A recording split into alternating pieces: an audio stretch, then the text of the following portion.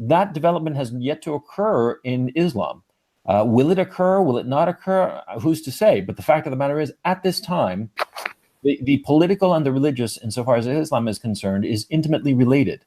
And what the political beliefs of Islam, which also coincide with the moral and religious beliefs of Islam, are antithetical to Western values. The whole notion of multiculturalism, insofar as Islam is concerned, is just idiocy. There is a reason that they throw gay people off of rooftops. There is a reason that they stone women to death for adultery. Okay, there is a reason that they persecute Christians in the Muslim majority countries, Egypt, Syria, Iraq, all of them. They persecute them. They persecute Jews. They persecute anybody who's not just like them. Okay, is that a society? Is that kind of a society that we want in our own country? The kind of society where people are persecuted for just being different, from not having the same beliefs that others? Of course not. Okay, I'm completely against that. That's kind of partially why I even came into this, is to argue against societies like that. Okay, and no, I don't by any means want a society like that in America. Okay, I absolutely don't. But I also am completely against restricting people coming here because they claim to follow Islam and whatnot. Okay, like when we're talking about we restrict people. We restrict people who we restrict. Hang on. We restrict people who, for instance, claim to be Nazis. We restrict people who claim to be communists. We restrict people all the time for their ideas. What exactly is wrong with restricting people because of their political ideology that demands that gays be thrown off of rooftops, and as soon as you have a majority in any given locale, you have to persecute the minority religions? That is the ideology of Islam. Why should not the West protect itself and say, no, we're not interested in these people. Tough luck. Change your ideas and prove that you've changed your ideas, or if not, take a hike. Why does the West automatically have to give the right to these people to come in and invade the West? I mean, where does that say that it's, that this should be allowed? I don't see it anywhere. Do you? Because of the millions of people already here, right? I mean, I don't think we have like tens of millions of Nazis, right, within the West, right? But we do have tens of millions of Muslim people in the United States and Canada specifically. I'm not so sure about like how Europe is doing right now. Okay, I don't really want to talk about Europe and how they restrict people based on their ideologies. But America and Canada, at least we try to not to do that to people. Okay, we try not to restrict people, or ban people like Richard Spencer or whatnot. Okay, we try not to ban those people from coming into the countries. At least for the most part, America does. All right, and I think the same should apply for people that follow a specific religion. All right, we don't really ban Nazis, so I don't really think we should ban Islam. And no, I don't think that Islam. Actually, the United States does ban people off roofs. Okay. What? You agree, but the thing is, see, the United States does prohibit some people from going to the United States based on their ideology. All right, so we have Mike ENOCH just joining us. Mike, you've been watching the conversation for... Yeah, I watched for a little while, but I'm not caught up on exactly what you were just talking about just now. Okay, so we were talking about, first we were talking about the possibility of having a 99% Muslim country and whether that would be wrong. I think that our guest, Sig, he doesn't like the idea of having a 99% Muslim country, but he doesn't seem to see by which right could we stop this from happening, in other words. And he seems to be saying at the immigration level, and correct me if I'm wrong, Sig, but you're saying we should not discriminate people based on race or ideology at the immigration level. Is that correct, Sig? When you talk about ideology level, restrict based on the ideological level, obviously, if someone had the ideology that they should obviously, like, how the fuck do I put this? Let me present if someone makes like very some sort simply, of... Very simply for you, do you think that we should have the right to say a certain religion, like Islam, we don't want it in our immigration pool? Do you think that would be feasible and desirable? I wouldn't desire it at all. I don't think that we should do it. We should do something like that. Something like Islam, no. I believe that people that are Islam, and also I made a mistake. There are not tens of millions of Muslims in the United States or Canada. There's only 3 million in the United States. Somebody corrected me there. My mistake there. Okay, the millions of Muslims that are... they make up half of all terror attacks. in the United States, despite being only 3 million people. That's pretty significant. Do you believe they should be discriminated because of that? Absolutely. Sure. Now, would you make the same argument for now? Do you believe that statistics of a group, right? If a group is responsible enough, statistic-wise, do you believe that there should be restrictions placed on that group of people? I believe that people have a right to act in their self-interest, and they're not obligated to give every single individual the benefit of the doubt. If there's a heuristic that says this group is dangerous, I believe that people have every right to act on that heuristic. Okay, then. So, do you agree with this on the state level?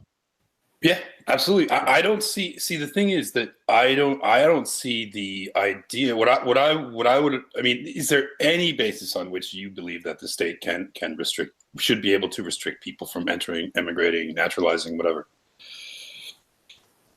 Okay, then. So, I mean, like when you look, I'm just curious. Is there any basis? So there was a question from Mike. Is there any basis on which you could choose an immigrant, or do you just have to take whatever incoming flood of people is and just throw the dice and select them on some random basis? Is there any criteria that you think is legitimate, Sig? I don't know the intricacies of of the American immigration systems. I really don't. But I believe the system that we have currently is just fine. I really don't know. No. You didn't answer the question. You didn't answer the question. I'm asking you what you think, though. Like, yeah. What do you think, Sig? Do you think that we should choose immigrants on their characteristics, including potentially religion? I mean, I don't discriminate against the religion, but I do believe that we should be taking in people that are working hard. Okay, people that have proven themselves to be what's the word? Meritorious? People that have proven themselves to be, meritorious and everything to the country and whatnot. People that have proven, like, people with good jobs. Sorry, Sig, sorry to interrupt. You're not answering the question, and the question is very clear. Is there any quality by which you would not allow somebody to come to any of the democracies of the West? If this is a person that has very clearly shown themselves to be this individual. No, I'm not saying the positive. I'm saying the negative case. Is there any criteria that would a violent? I think that the point I guess the point I was trying to drive at here is that typically when I ask that question to people, they'll have certain criteria in mind, but they'll sort of specifically avoid issues around identity, like race and like religion.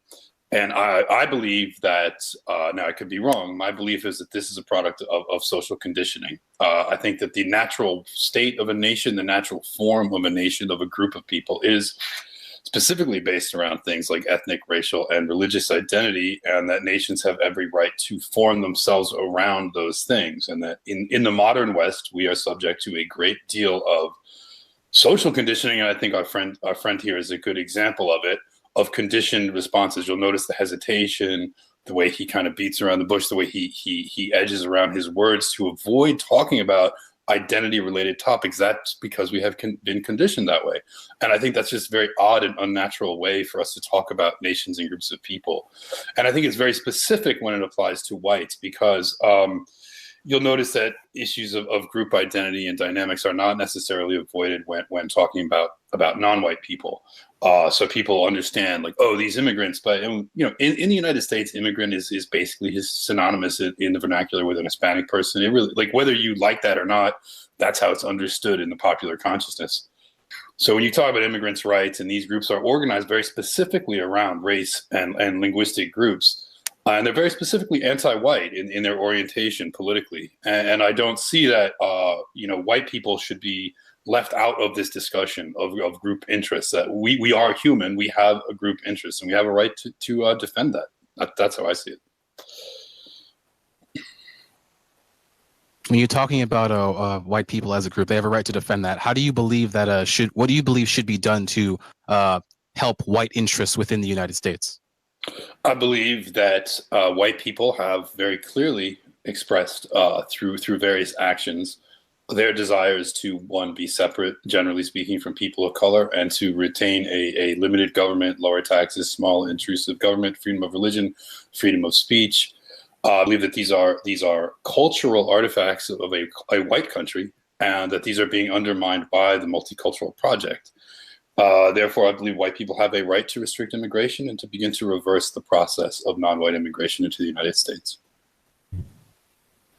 Hey guys, How do you feel about the amount of non-white people already in the United States? American citizens, not immigrants, just American citizens. How do that I are feel about it? It's a you feel about problem. it? It's What an you know? unfortunate problem, and it's creating a lot of conflict in our country. I mean, it's not like that there's hate. It's that there's an understanding here that there's conflict, and the social conditioning that we are given to not talk about these issues, to not talk about conflicts that arise in society around ethnic, linguistic, racial lines, to pretend, as the media does, as the corporate media does, that everybody is just all friendly and together. I think that that's just a big, massive lie. It's not true, and it's not going to work. We already see effective balkanization in our cities and our states along these lines, and it leads to, I mean, if you want to, in my opinion, the best way to avoid hate is to avoid multiculturalism. Multiculturalism is a breeding ground for hate.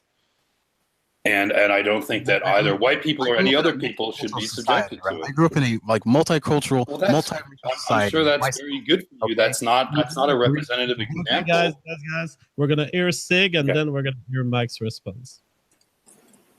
Someone that has grown up in a multicultural, multi-ethnic, multiracial, city and society, I don't really see this whole idea of it being a breeding ground for hate. Like balkanization is going on, no one actually wants it. Like you seem to be arguing from the standpoint that this is something that mostly everybody knows. Like when I hesitated about that immigration thing, it is because I'm not like an authority on immigration. That's why I hesitated. It wasn't because I was afraid of talking about race. It's like, oh no, I wasn't afraid of talking about people from that are of Arab descent or people that are Persian or black or white or whatnot. I mean, just let me clarify that right now. That's not really what I was afraid of mentioning. Was that identity? Well, I just didn't know what the hell to the first thing to really talk about, frankly.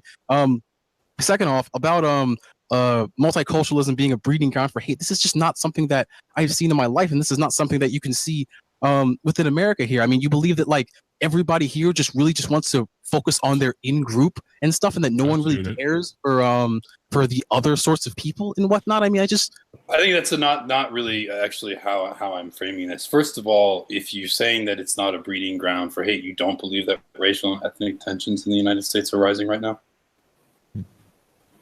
I think that are they getting better or are they getting worse? I think that I do believe that they're rising. Right, and multiculturalism is rising at the same time. Do you believe that there's a correlation there, a possible causal relationship? I'm sorry, I didn't hear. Do you think that there's a causal relationship between the rising multiculturalism in America and the rising racial and ethnic tensions? Do you believe that there's a correlation between the rise of multiculturalism in America? Well, there is a correlation. The question is that causal? Is that relationship causal? Do you think that the multiracial and multicultural state of America right now caused some of the tensions that you acknowledged earlier 2 hours or 3 hours ago? Sig, you stated that there were rising violence and you had an impression of rising violence and raising hate. Do you think that the multicultural state of America caused this? No, I do not believe that is what caused it at all. Okay, that's a theory that you have. Mine is different, and I believe that mine is better and more explanatory of reality than yours. I think your idea is naive. And again, I don't want to be, insulting or anything, but it's very much close to kind of the thing you hear from like a corporate HR policy or like a very happy, sunny way that like a government school tries to frame things. It doesn't seem to me to be a realistic look at groups and group dynamics and group interests in terms of how that actually plays out. Hey, Mike. When I think about my group within America, I don't really think about my race or whatever. I think about people in America or people in my city or maybe people in my state or whatnot. I'm not really thinking on this level of race. I have to preserve my race or my people or my this or that. Really, I don't believe. Where are you seeing this rise? Okay. I mean, do you believe that But you acknowledge that it was happening. Let's end because I'm using a mixing table to mix all this and it creates feedback. Always let him. Can I talk for a second? No. Always let him end his full paragraph. Then we will switch to you. You take long times to speak, and it's okay. Now we're gonna hear Sig. We're gonna hear Mike's response. Then we're gonna move to failures. big sorry for the interruption. Thank you. If you believe that racial discourse and all this stuff is what's called, I mean, not racial discourse, but racial tensions essentially, or ethnic tensions or something, is what's causing this this rise in hate and violence in the United States, then I don't really know what to tell you here, man, because it seems to me as that this is something that that was inevitable with the laws that we currently have in our country, with, you know, the 1965 Immigration Act and stuff like that. Okay, I mean, do you believe that, like, what should be? Oh gosh, fuck me, man. Yeah, you just go ahead. You just go ahead and defend yourself. Okay, I mean, I you know, I don't want you to get you flustered or anything like that. But yeah, no, I mean, I do. I mean, maybe it's a little bit unnerving to actually talk to someone that's sort of unapologetically, you know, a pro-white nationalist. And I understand that it's not something a lot of people have experience with. So I get that. I don't want to make you feel like flustered or put you on the spot. But yes, I believe that. You know, this is a country. This is a country that had a white supermajority.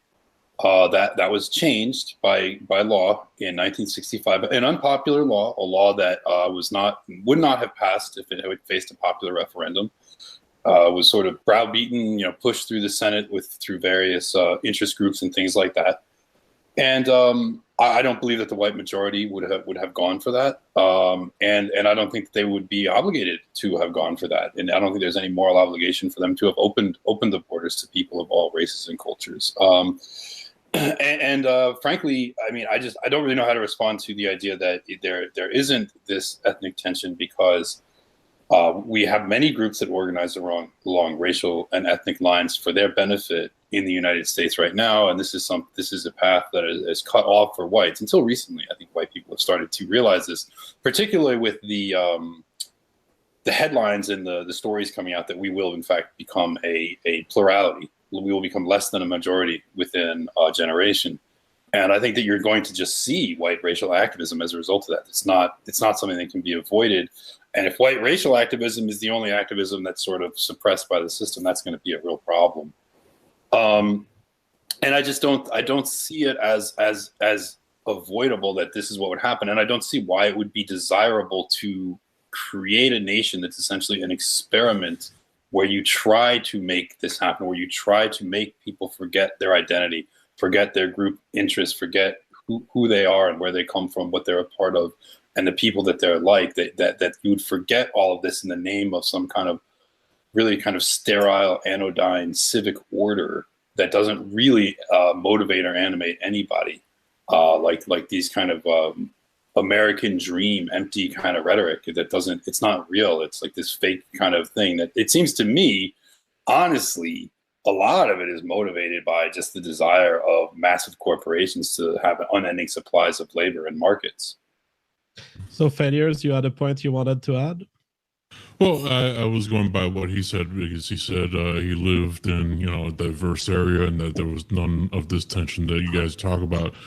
I've lived in a black Puerto Rican mixed neighborhood next to an Italian neighborhood, next to a Polak neighborhood. You know, you saw tension. I was Cuban, so even though I was amongst with Puerto Ricans, there was even that tension. There's tensions amongst Latinos because, you know, you have different cultures, even amongst fucking Hispanics. With blacks, there was definitely tension of, you know, not wanting to let certain white people move into a neighborhood. You move into the black neighborhood, you're white, you're going to get a lot of heat on you. You know, you think the white people are the only ones that don't want, you know, other cultures to mix in. Fucking Latinos don't like other cultures to mix in within each other. Like, if you're Cuban, you don't want your daughter to mix with a fucking Mexican. You don't want them to mix with a Puerto Rican. You want them to be with another Cuban person. So that is out there. That is out there. So when you got, you know, diversity, you are going to end up with tension. And for you to deny it it shows that you're coming in here not willing to listen to anything that people are saying from either experiences or examples that they've heard third hand. You so just really... Failure, you have a robot voice, so I will let you fix that. Maybe reconnecting to the Hangout. I will continue on Mike's point here. Mike presents the situation of a bunch of people who are having racial and ethnic and religious identities. It's a fact. Islam is a global solidarity networks between people who haven't even met each other ever. But it's a global solidarity network. And it seems to me, Sig, that the concerns you are coming to us with is what you see around you. It's what you see around you. It's how you interact with the people. It's the Arab guy you saw the last time you went to eat a shish taouk in whatever town you live. This is not reality. Have you ever considered that your entire existence could be a little part of a wider network of causes and consequence, and that little part of yours is being manipulated against you, against your interest, and against the interest of your children? Do you consider that this is a possibility?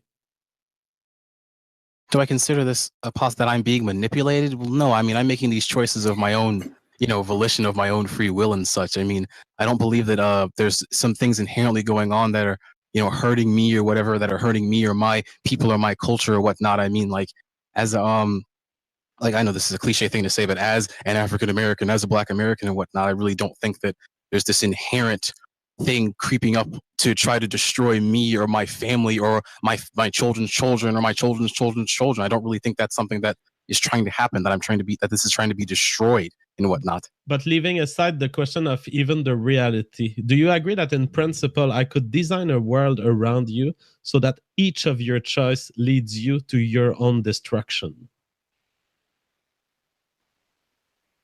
I don't see how my choices here would destroy me.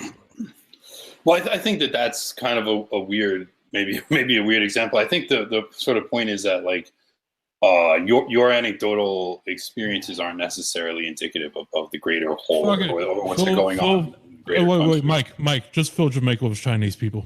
Just fill fucking Jamaica with Chinese people, fucking jamming, bro, from fucking brother. It's gonna be the same thing, right? Yeah, I mean, I think that there's that it's sort of like, I think there's a few things that it's like, one, I think that the way liberal discourse, for lack of a better term, I'm not accusing anyone of being a liberal. I would never do that. But liberal discourse, for lack of a better term, is individualistically focused. It's focused on the individual and their choices, and it presents various things like religion and things like that just as another choice that you make. But to Muslims, religion is not just a choice that you make. And to Christians and Jews, frankly, it's not just a choice that you make. It's a deep part of who you are. And it separates you from others. Like, there are, in the human race, boundaries, hard boundaries along which people prefer to associate and will not cross, and will have even lines of enmity drawn. And I think to pretend that this isn't true for the sake of what I consider to be kind of a global pipe dream of this unity where people forget their identity and they unify around this civic idea of, like, some just kind of empty slogans. It just doesn't ring true. It doesn't seem true, and it doesn't relate to my experience either. Like, I am from a diverse neighborhood. I have lived in New York City for 20 years, and I have seen every kind of person, every religion, every race in the world, and I've seen them all crowd together in their own neighborhoods and mix together. Sometimes a lot of conflict, some friendships, some weird stuff going on, but it's not like a cohesive place. The main thing about New York City that everybody talks about is that it's alienating. People aren't really very active in their communities. People kind of huddle in their apartments and they're not out there unless you get a very ethnically homogeneous area. Like, everyone talks about, like, Williamsburg, right? This hipster part of Brooklyn. Well, all those people are white middle-class kids. So they all get together and they hang out and they have fun because they're all kind of the same.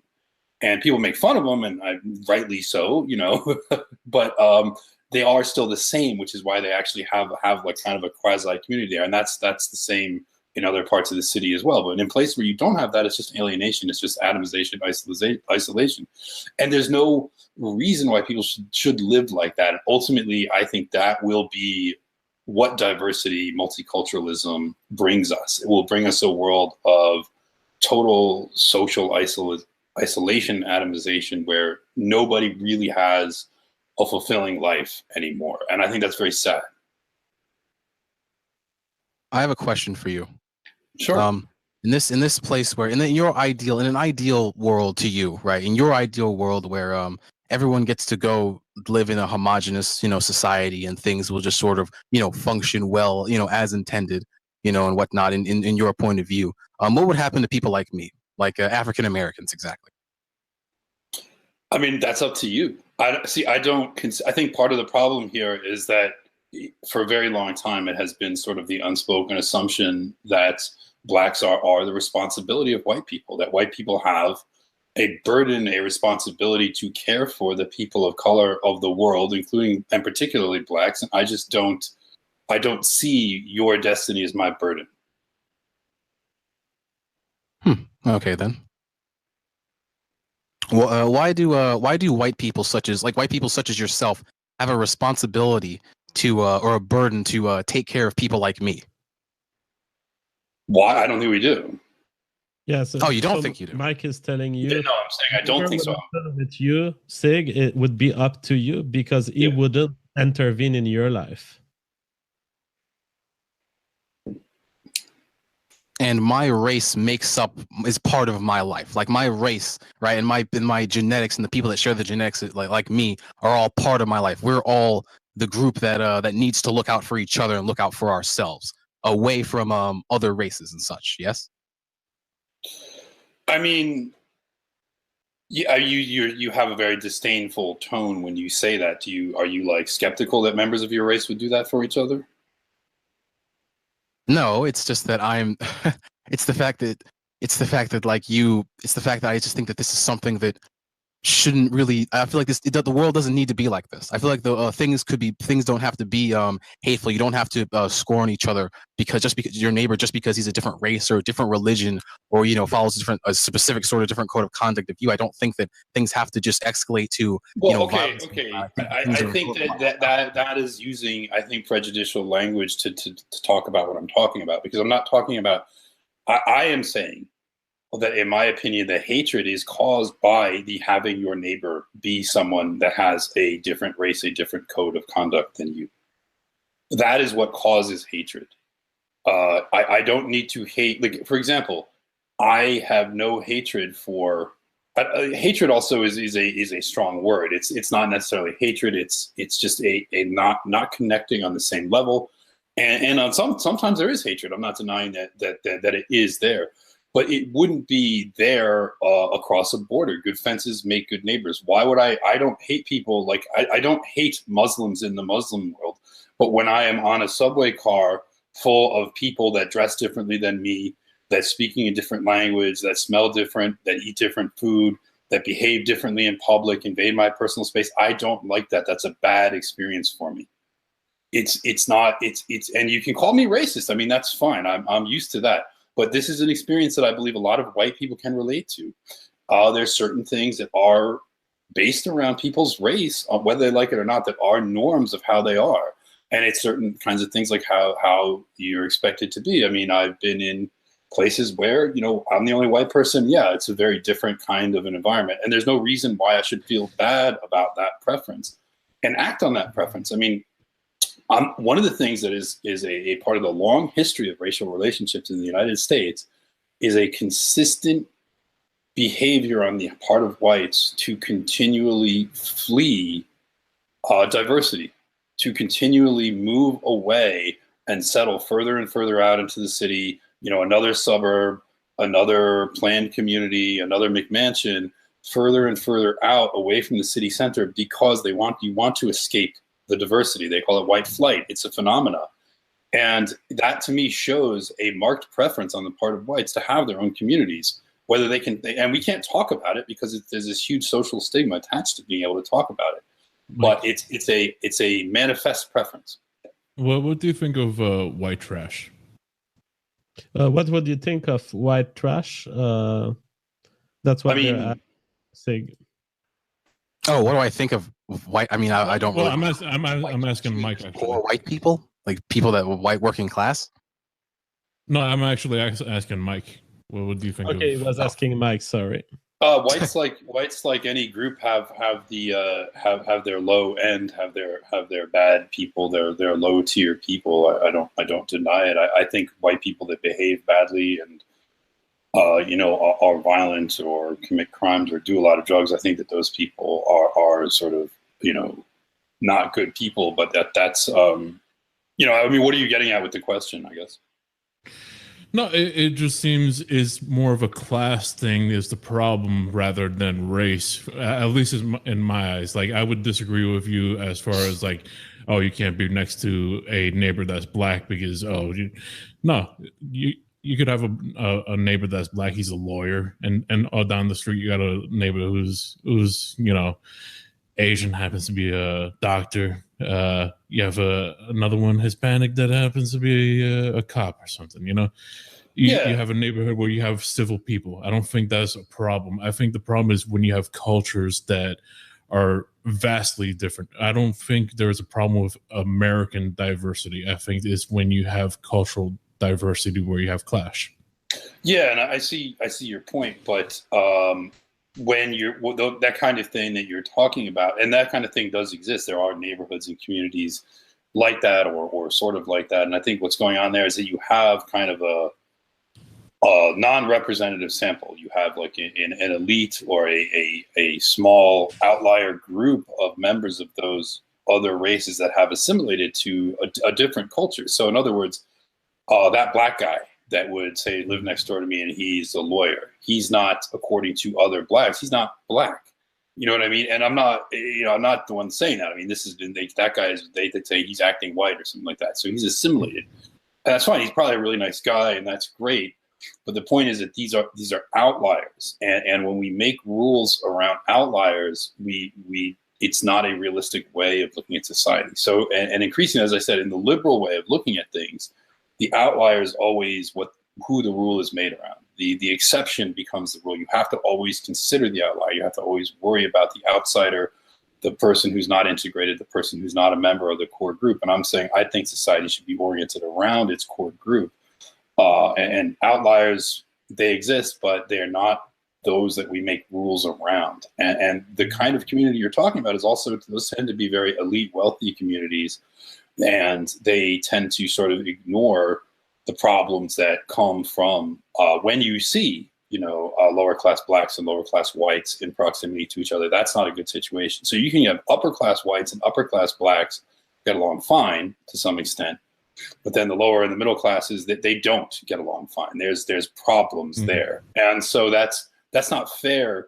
It's not fair for this elite group, kind of this rarefied elite group. And I see this in New York City all the time. This is where this sort of idea of this liberal delusion comes from, is these kind of elite people or just like wealthy people in this little bubble of like, integrated, wealthy people with the same value set that is alien, frankly, even from white people. Like white people in America don't have this value set, and neither do black people. It's like this own little elitist bubble that they're in, and they just try and project that onto the whole world. And it's just like, just get the hell out of here with that shit. Like these people, I'm just tired of these people. They have to go. Mike, you've talked a lot about race here, and like even though like someone earlier said that it seems like you're talking more about like class and culture and things like that, but you seem to be talking a lot about like race, okay, and about how it's racially important and everything like that. You were talking about like these people that are nice to you, or outliers, or aggression to the mean, or whatnot. I mean, like, it's not nice. The issue isn't nice. What kind of problems would you have? So the issue is not whether they're nice or not. I mean, that's not. I think that's just, again, not really the point of it. So it's about like race, okay? It really is about race with you, as well as it is about culture and whatnot. But you do focus. I believe that race is a very important element of an individual's identity, and it's a very important element of how they relate to others and how they form communities. And I think that there is all the observable reality around us goes to my point rather than to yours. When you point to outliers, I will point to broad trends. Okay, then so like people like myself, like people that are black Americans and stuff like that, and someone like you that is like a white American, will always have like a boundary between us because of this. Like we won't be able to call each other brothers and whatnot. I mean, look at history. Look at the history of relationships between blacks and whites in America. I mean, at some point, I mean, I guess the way you're framing it again, I think you're putting it in these individualist terms. Me and you. You and I can be friends. You and I can have conversations, of course. I've never said otherwise. But when we're talking about broad trends and broad groups of people, I am talking about look at what you see. Look, Mike, just shut up real quick because you're long-winded. Just point out prisons. When you go to fucking prison, you end up in your fucking groups because that's the fucking option you have. By the way, I disagree with some of the things you say, but I think you took an honest approach of what I was saying. Appreciate and I would that. like So to where are you from, man? Just out of curiosity. I'm Miami. I was raised in Jersey. I'm Cuban. My parents were born in Cuba. I was born in Jersey. So there. Yeah, I figure I wouldn't have to tell like a Latino about national identity. So, go to Brooklyn. But when I was talking about the white trash and everything and all that and the black neighbor, I wasn't trying to put it across the board, and I understand what you were saying. We could talk about this later. I just got to bounce, but like I said, I would like to talk for sure. Thank you so much for coming. Now I do have a question for Sig, because you seem to be having a problem with racial preferences, and I want to test you a little bit. Would you say it's wrong for someone to prefer having sex with someone of a certain race as opposed to someone of another race? I guess that depends. I mean, for what reasons would this person have for doing such a thing? Let's say that I just find Asian people to be so cute. Asian women are so much more beautiful than the average black or white woman that I fuck only Asian women. Would you take issue with that? With a sexual preference, if it's like, all right, so it's because of the way they look, right? This is purely physical. Like your body's having a physical reaction to seeing an Asian woman. Let's say it is, but let's say then that I also know that the mental characteristics of Asian women are much more compatible with my characteristics. I like playing Final Fantasy 3. So I just want to fuck Japanese women who play Final Fantasy 3. Would you take issue with that? Well, specifically, I mean, I feel like it's pretty fucking stupid, but I mean, like, it seems like you're taking a whole group of people and you're assuming that they're gonna like playing Final Fantasy 3 with you because they're Japanese, which I think is gonna end really badly for you. Okay, you're definitely putting them in a little box when in regards to that. I would first select Japanese because they're more likely to like Final Fantasy, and then on my first date with them, I would ask if they like Final Fantasy to be sure, and I would only fuck those who like Final Fantasy. Would you take issue with me exerting personal subjective preference in my sexual life? I mean, to be honest, man, no. I mean, as long as everybody's making a choice here, in regards to like what you do with your body, then no, I really can't take. When you take issue, I can obviously say you're a fucking idiot, you're stupid, or I think that's dumb, right? But I would never try to restrict you or anything based on that. All right, so it seems that you don't take issue in the sexual sphere. Now, what about in the employment sphere? Suppose that I've had experience with white women and Asian women, and it's systematic. The Asian women are better cashier in my experience, at least in my area, and so I will only employ Asian women. Would that be okay for you? So that means you're turning down everybody else because they're not an Asian woman inherently, yeah, right? But I don't say it to anyone. I just keep it for myself. But whenever I see these white women, I know they're not going to be good cashier. And so I keep hiring the Asian ones. I would take a major issue with that, yes. So why is it not an issue when they are... Why do you feel, in other words, that they are entitled to jobs in my business, but they are not entitled to my dick? It's not exactly they're entitled to jobs in your business. It's about equal opportunity and discriminating against people because of things that equal opportunity to what about equal opportunity to his dick? I mean, that's a major benefit right there, right? That's a huge resource, right? Like you can't cut off access to that. Like rights for you to have sexual sex with somebody, and rights for someone to be employed at a certain place. Like when you run a business, there's so much more there than you just fucking somebody. Okay, like she can easily go up and just fuck somebody else if she wants you so bad, right? She can just go somewhere else. Okay, but as far as the business is concerned, All right, there's a lot more. There's a lot more there than just like, oh well, I guess I'm just not going to get this job because I'm not an Asian woman or whatnot. Okay, like in America, we have certain laws. It's property, though. Like, I mean, I think the point Jeff's getting to is he's taking spheres of private property and sort of expanding them. Like, and you know, in kind of like liberal assumptions, the liberal universe that we live in, the moral sort of assumptions that we're brought up with, kind of the more personal and private decisions are, the more personal autonomy on some level you're granted. And then as you go out into the public sphere, the less and less you're granted, the more you have forced association as you go out. Now that on some level makes sense because you do have to live in a society. But I think that it's sort of interesting to note that there's a thing that, and I'm not even necessarily looking at this as in a legalistic term. There's a thing, I think it's Jared Taylor, I can't remember who says it, that like, or maybe it's just an old cliche, that the most actually segregated day in America is Sunday, because that's the day that people go to church, and Black Christians and white Christians go to their respective churches.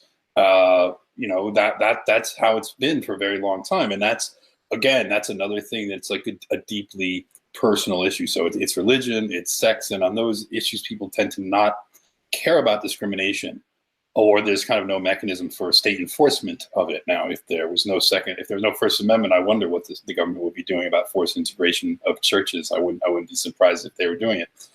But I guess the issue is that when people make these sort of individual choices, the sort of concatenation of all of them as expressed in the real world creates a generalized like racial preference. Like people, that's like how people form communities, how they form nations. And I understand JF is very concerned with individual rights and liberty and property.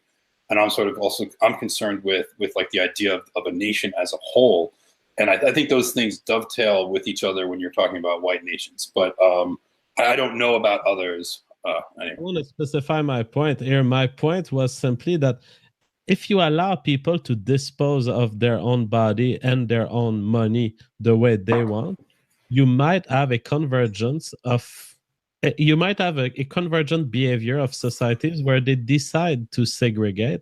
And this is not wrong in and of itself. And I'm fascinated that the left is able to see it in the sex sphere, but unable to see it in the other spheres of life.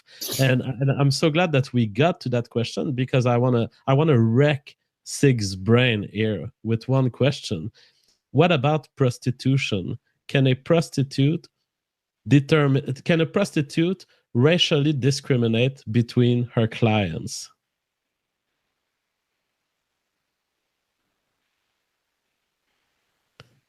Yeah, you really did. You got me thinking there. Really made me think, right, man? Well, I'll tell you one thing. They do. No, I know that they do. Don't ask me how I know that, but I know they do. But I mean, I have no experience with prostitution. I don't know where that came from. No. I do think that it's your personal body and everything is something that's hell of a lot different than just getting a job or whatnot. Like the prostitute is the person that has the job and whatnot, right? Like they're the person that is working. It's not like you're coming in. It's not like they're refusing to take. It's the fact that they're refusing to take your. They're refusing to take something. With somebody. But suppose I'm a pimp, could I racially discriminate knowing that the Asian women that I hire get much more money than the white and black women that I hire as prostitutes? I have a lot of oh man, hold on. I mean that's something I got to think about here, but no, I do believe that if someone's having sex with you, right? If someone's having sex with you or trying to have sex with you, it's definitely within your bounds to discriminate against them based on that regards. Then, and presumably, you would also allow people to discriminate, like who they're friends with, who they wanted to have at a party at their house, right? You could have a whites only party at your house or something. You wouldn't have a problem with that, right?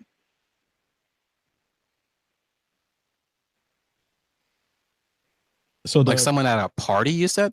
Yeah, like I have a house party, and I'm like, only whites are invited to my house party. So he's talking about friends. So can you invite whoever you want at your party and be racially discriminating in the way you choose your friends, as most people are, by the way? Yeah.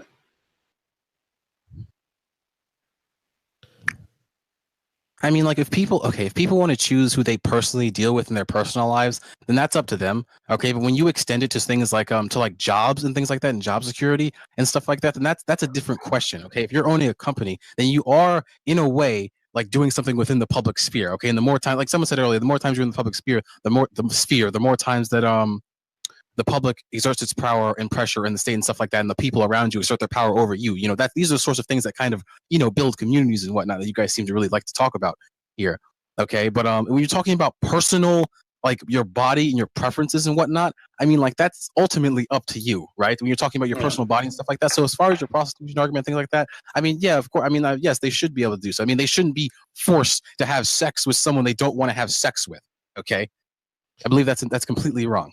My big problem with this, and it's always been my problem, and I've been making a video to Lacey Green about this, is that you are a kind of, you put your liberties in a box, and the fact that it's sexual should not justify more less or more invasions of liberty. People should be able to self-dispose, and if that self-disposition with their money, with their bank account, or with their penis leads to some other people being deprived of opportunities with them, we should be fine with this. I know it's my libertarian side talking, but I really take issue with the distinction that you do between the sexual sphere and the business sphere. I mean, at some point, I even push this theoretical example to the high-end autistic level.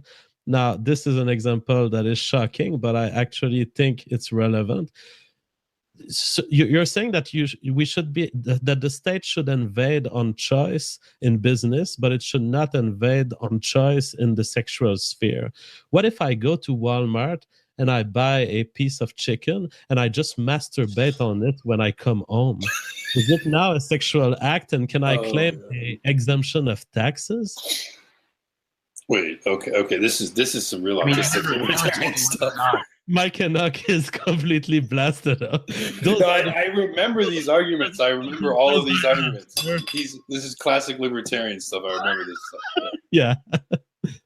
You never told me whether or not like the state should tax sexual action and whatnot. I mean, like, or whether or not this is something the state. It's true that I phrased it into taxes now, but the same question can be asked of discrimination. Well, should the state put it this way? Every choice is a discrimination. When you choose to turn left or turn right on a street, you are discriminating between two sides of the universe. Whenever you choose a partner for your life, for your sexual life, you are discriminating. So what if people choose things that are imperfect in terms of statistical predictability? We do it all the time. We don't choose fatties to get sex with. Why wouldn't we choose people based on race for all sorts of things, including the domain of private business operation? Hey, what's going on? I'm back. I don't believe that private businesses are an extension of your personal self. I believe there's something completely separate from your personal self, and I believe that you know, if you do something personally within yourself, that's much different than a private organization. I don't think that these things are. I don't think I'm being contradictory by saying that the state is allowed to encroach on something that is a business, because that is something like what the citizens are. Oh gosh, how do I put this? It's hard for me to put in the words, but I don't believe the two are the same. But this boils down to the issue that we talked at the very beginning. You asked, why is it that people want to separate?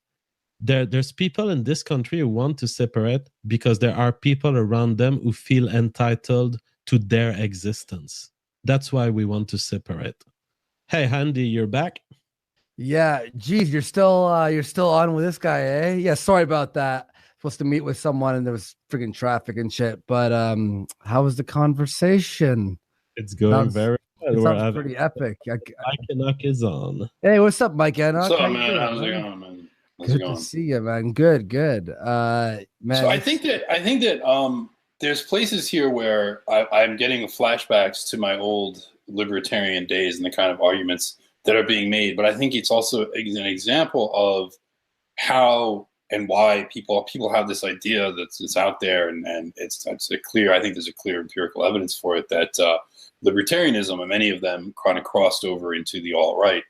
And it's sort of because of this realization of like many of these arguments that Jeff is making about personal choice and private choice. And I think one good example of this is we can talk about the morals of the kinds of choices people make. I think that on some level, perhaps, I think Sig is the name. I think he has a moral objection to people making private choices that are based on race or discriminating. You would think that there'd be not necessarily moral, but like something stupid or wrong or not progressive about making these kind of choices based on race. And I think the realization that many on the alt-right came to, or ex-libertarians, is that like these kinds of choices exist, and having a moral judgment about people that make that kind of choice doesn't change it, right? Like, so we see that in the United States, absent equal housing laws, absent equal opportunity laws, absent civil rights laws, people would naturally form interracial communities. They would. Like, there would be white businesses that would only serve whites. There would be property owners that would only sell to whites, and through the concatenation of all those little decisions, you would end up with totally white communities, and communities where if black people came in, like the people would be like, what is this guy doing here? And vice versa. It happens the other way too. And that was like a natural thing. And we know that was a thing because there's a massive amount of legislation on the books to prevent it. I mean, there's just a huge amount. I mean, the amount of legislation on the books in the United States to prevent people from making those kinds of choices is huge. So obviously there's something to it. And I think what thing with me and with JF and with a lot of people in the alt-right is that we've just come to terms with this is how people are. People have a racial preference. They have an identity, and people should be allowed to form communities and even nations around those things. There's nothing wrong with that. If it's something that's just observable as a part of human behavior, and the only examples against it are kind of like outliers, I don't think you can like reasonably make moral judgments against it. Hey, Mike, may I actually ask you something? Because Sure. we talked about it for a little bit. When I was on your show, remember there was that like misunderstanding on my part. There was that word. Is it Miscegenation? I usually pronounce it wrong too. Yes. Yeah. So basically, people. One of your co-hosts had mentioned the word, and when I was talking about the anti-white narrative, I agreed, and then people took me out of context saying that I agreed with a miscegenation or whatever. Mm-hmm. And then obviously I disagree with that. And then when you and I disagree with being you disagree with being against it. Yes, okay. I disagree with being against it, and I wanted to actually ask your opinion because you gave me a little gist of your thoughts on why you would prefer it's same races stick to their race essentially, or white people to not have babies with people of other races. May you explain why you have this belief? Well, I just think that it's again, when we talk about these kinds of things in the liberal, the sort of the typical liberal philosophical sphere, the consideration is all based around the choice of the individual, and all things related to identity, religion, sex, and everything. It's all presented as just an individual choice that you make. My thing with people that have children between races is that there is a greater social cost to that than what they necessarily might see when it's just their personal sexual desire for that person. And that those children that they produce are often unhappy. We have research on the levels of emotional problems, the levels of identity crisis, the likelihood of drug abuse and suicide amongst mixed race children, the fact that they don't really identify. I mean, there was this thing on Humans of New York. I saw there was this girl who was, she had like white skin, but black features and big red kind of afro. She looked very strange. And she was saying, everybody comes up to me and says, oh, isn't it great? You're so different. But I feel like totally alone because there's nobody that looks like me. And that made me kind of sad for her. I was like, that's sad that she doesn't have someone. She doesn't have people that look like her. That's just, I don't think that's a good existence. And so I think there's a larger social cost to this thing. And it's just sort of like, seems to me to be like an overindulgence in like selfishness when people do this, and they're not considering the future. They're not considering what the children are going to be like and what they're creating. I mean, we see particularly with many people that are mixed Asian and white descent, mean, the idea of like the Hapa, who's like this NEET, and he becomes very enraged and angry because he's, he doesn't quite look white, he doesn't quite look Asian, he doesn't quite fit in with either, and he can't get a girlfriend, and he plays video games. I mean, then you saw the Elliot Rodger thing. I mean, he's like the perfect example of this type of individual, and we do see there's evidence to back this up, that these people have much higher rates: suicide, depression, drug abuse, etc. So I think that there's and then of course there's the issue of interracial couples and physical abuse. Physical abuse is significantly higher among interracial couples. And if there's a woman that has children prior to a relationship with a man of another race, the likelihood that that man will abuse her children becomes much higher as well. So like there's a lot of other contexts that come into race mixing. And so I think people need to think about it on a larger term. So that's my point. And that's why and look, in the past, this was a thing that was prohibited.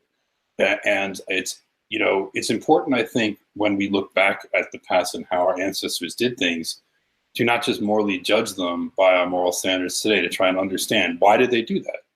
Why did they do that? Like when we see when the National Guard had to go down to the South and force at gunpoint those Southern schools to integrate, we're only shown one side of that story. We're only shown the side of that story of those evil, stupid, racist, redneck white people.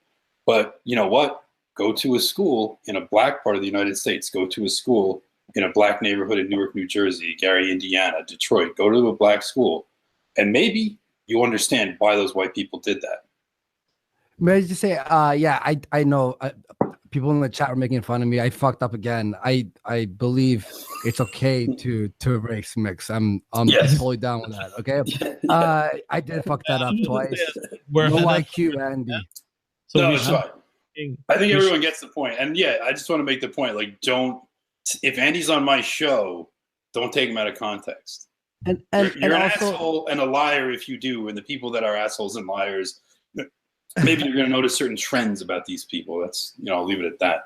yeah, I watched Rick and Morty, though. I have a high IQ. Will be added toward the end of the show. So I wanted to give our guest an opportunity to make a concluded statement or anything what's on your mind currently, Sig. Well, I'm really against a lot of the stuff you guys are talking about, especially in regards to I can still hear myself. Oh, sorry, go ahead. Especially in regards to this whole idea of people segregating and just allowing people to discriminate against others based on things that they cannot change. I mean, if two people obviously, love each other and want to help and then, want to marry and get together, it shouldn't matter what race they are. It shouldn't matter what religion they are. I mean, that's their happiness. That's their whole IQ thing. I know you guys are going to talk about the whole liberal, individualistic memes or whatever, but I definitely believe that people should have the choice to do what they wish with their bodies and what they wish with themselves. And, I just want to actually be damned. I agree with Sig on this, and I want to ask Mike. I want to just ask you: do you want to make it like illegal for people because in my viewpoint, like two grown adults, no matter what race they are, should have their own choices on what they do. I know that's not your preference, but do you want to make it illegal or something like that? Because well, I think that there's something to talk about here in that, like, yeah, I do not like to see people make this choice because I think it's going to lead to negative consequences down the road. I also think that in the United States, of previous eras, pre-1965, this problem didn't exist because people ultimately will like, it's race mixing is still an outlier choice. It's an outlier preference. It's the vast majority of people do not do it. And that's an interesting thing. They're not compelled to do it. And therefore most people, 95% of people mate within their own race. And I think that's a significant thing. So we are talking about people on the margins here, from marginal people. And those marginal people in previous eras, they just didn't have this opportunity open to them. This just wasn't like a thing that they could have done. And they never felt like they were being oppressed because they were simply the only other people around them were people of their race. Sure, like ultimately the idea would be that we have a white country, that we have a white society, white communities, and that people simply don't make this choice because those marginal individuals on the outside that would just aren't presented with it. You know, this is not a major focus of mine. However, I do think that you see that in today's society, when I do see the negative aspects of race mixing come forward, like alienated children, like physical abuse that happens in interracial couples, like physical abuse that happens from an interracial stepfather to his child, like particularly black stepfathers to white stepchildren, that the rates there of abuse are almost 100%. It's almost 100% in that circumstance. I'm going to point that out. I'm going to talk about that stuff. And so whether I would make it illegal, I mean, everybody always wants to ask me, what are you going to do if you're in power? And I understand why they want to, I understand that question. But my question is, what happens to white people under the present regime? Because under the present regime, we have this thing where anybody that comes out as pro-white is just viciously attacked. I mean, you're seeing some of it, Andy, just for hosting us. You're put on hate lists. And you're not a hater. You don't hate anybody. You're just letting me speak. And I don't really hate anybody either. I just love white people. And this is what happens when you speak up for white people. So what's going to happen to us? That's my question. Everyone always is worried about what's going to happen to this person, this person, this person. It's always on whites to make the decision for them. What happens to us? I'm worried about us. All right, guys. So I'd like to hear Sig here, and don't interrupt this concluding statement. I really want to hear him to the end. As far as it's concerned, concerning things like you know, ethnocentrism and people trying to self-segregate themselves into their communities and whatnot. When people do that, okay, telling others, hey, other American citizens, other people that have the exact same rights you do, okay, I don't see myself as any different than people like the other American citizens within this chat, if there are any left, okay? I don't see myself as any different. So if I want to move to a community, okay, any community that I wish, that is my decision. That is up to me as an American citizen to make that. That's why we have the systems that we have in place, to respect people and respect them as their equals. All right. And this whole idea of you should just let these communities just exclude others off of their land. And if I walk into a white neighborhood and they're going to be asking, oh, what is this guy doing here? You know, he might get with our women. He might do this. He might do that. I mean, that just seems like some shit that maybe my grandparents had to deal with, but hell if I'm ever going to fucking deal with it, okay? That's not happening, all right? I would do everything in my power to prevent things like that from happening. And so would millions of other Americans, okay?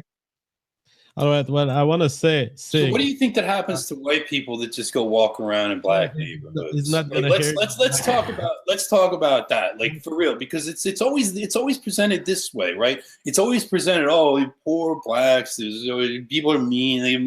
What happens to white people that go walk around black neighborhoods? What happens to white people that go walk around Africa? What's happening to white people in South Africa right now? So this whole, like, oh, everybody can have the right to go where they want, blah, blah, blah. It's only ever imposed on countries that were built by white people in the first place. Like, you only want that right in a white country. I would like that right to happen. I would like for that right to happen in every country, man. Yeah, okay, but you know what? Okay, then, you know, go to Africa and start your activism there. I don't want that to happen. Law, I would advocate just as much to prevent self-segregation on all sides, man. It's not me being a hypocrite, really. Yeah, so Mike, I muted you just because I'm handling here a mixing table to hear you too, and it's very hard for me to hear. So I think that the case made by Sig here is an appeal to respect of individuals, and I don't perceive that he has made an appeal to whites being harassed in Africa or being fine with it. I think that he is very general in his concluding statement, and I want to give him the highest credit that I could ever give to a guest. Dude, you came here, you had balls. We've been asking for a week to hear from people like you, and you faced like 7 people. And I'll tell you what, you made a wonderful case for your IDs. You're a strong man, and you just respect your way. Seriously, man. Yeah, Can I reiterate that? Like, I do think that you did show a lot of balls if you went up against 7 people, and I know I can be verbose and come on strong, and I do respect you for going up against me. We disagree, and I'm not putting on you burdens of like speaking for Africa or anything like that, but I think it's a point that has to be made that like this notion that you have is applied here, and it's not really ever applied, nor would it be anywhere else. But that's an argument for another time. Generally speaking, if you'd like to talk again, I'm open to it. Like, Yeah, we'd love to have you again on the show anytime. Sig, thank you so much for coming and have a great day. Thanks for having me on, guys. Bye-bye. See ya. Bud. Easy, man. All right. Dude, Yeah. this show was insane. I have to do some switches here so that I don't have to work with the audio feedback because I was clicking on Mike, clicking on him to switch the audio. I'm sorry. Yeah, I saw you muted me. I'm sorry if I got it. Yeah, no, that was okay. It's hard because he's working off Discord, and then it like echoes to the guest if his volume's still turned up. So that's why it's more complicated. So yeah, we're still trying to figure that out. Yeah, I'll fix it. But Mike, thank you so much for coming. You gave me a great performance. We're seeing you tomorrow. Yeah, absolutely. I'm looking forward to that. That's gonna be a blast. So yeah, I'll be on tomorrow, and I think I'm gonna bring a couple friends, or maybe 1 or 2 friends, and we'll that if you guys want to put us to a grilling tomorrow, you can do it. And if people want to come and do, like, we can do blood sports, like challenge us to come up again. I would love that. Andy, you and I, we blow the fuck out the alt-right tomorrow. That's the way. No, this is good. You notice that the hate watch picked up on that. They picked up on the meme of, like, what are we going? We're calling YouTube blood sports now, or internet blood sports. Did you see me? Yo, Mike. I'll say if you search Kronos, Kronos. Yeah, I know Kronos. I called them. I called them live on Tonka Saw's show this morning, and asked them because Mr. Medicare convinced me that I was banned from Israel. You gotta hear that. So I legitimately called them. But wait, that's a violation of your personal rights. Yeah. Who says you can't walk right into Israel, right into the middle of the Jewish community in Israel, and just buy a house and just live there among those people? It's totally your right, man. Well, I you can mix with their women. That clip. You know, it's fine. You hear that clip, man. You would love that clip. I gotta listen. Uncomfortable. I'm trying to like have an accent. It was so cringy and beautiful. You'd love it, man. Yeah, that sounds good. All right, yeah, I'll check that out. Yeah, tomorrow night. I can't wait. Yeah, It's gonna be fun. man. Cool. All right, we'll see you tomorrow. It's gonna be me and at least Jazz Hands, maybe someone else. But, all right, cool. Perfect.